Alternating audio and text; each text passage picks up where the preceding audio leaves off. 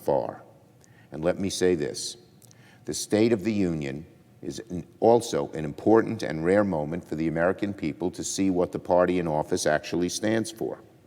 It's under Democratic leadership that will continue to work to lower costs, to fight inflation, give working families ladders of opportunity to get to the middle class and thrive there once they are in the middle class. Republicans can't say that.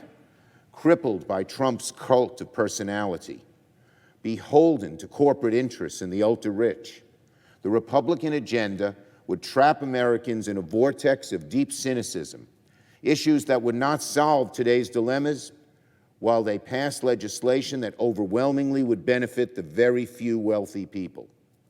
If anyone doubts where the Republican Party stands today, all they have to do is read the bizarre, truly stunning plan released by the junior senator from Florida last week, the head of the Republican campaign committee, which proposed everything from raising taxes on low-income Americans to naming a useless and ineffective border wall after Donald Trump. Imagine.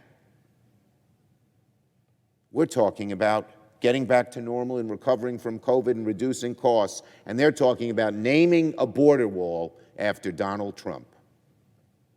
Which party is going to solve America's problems? Indeed, an analysis released yesterday by the Tax Policy Center found that low-income households would pay an average of nearly $1,000 more in taxes next year under a plan like Senator Scott's, and that nearly all of the new taxes under a plan like his would be paid by those making less than $100,000 a year. Cut the taxes on the wealthy, as they did when Trump was president and they had the majority, and now increase taxes on poor people and working-class people. That seems to be where the Republicans are at. This is just wrong, especially at a time when American families are looking for our help in lowering costs. So tonight, the President will make clear that while we have a lot of work left to do, we've gotten a lot of work done already.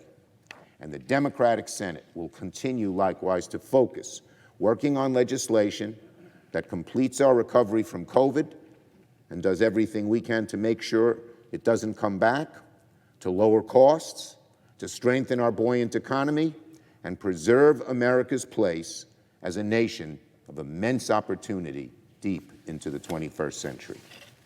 I yield the floor and note the absence.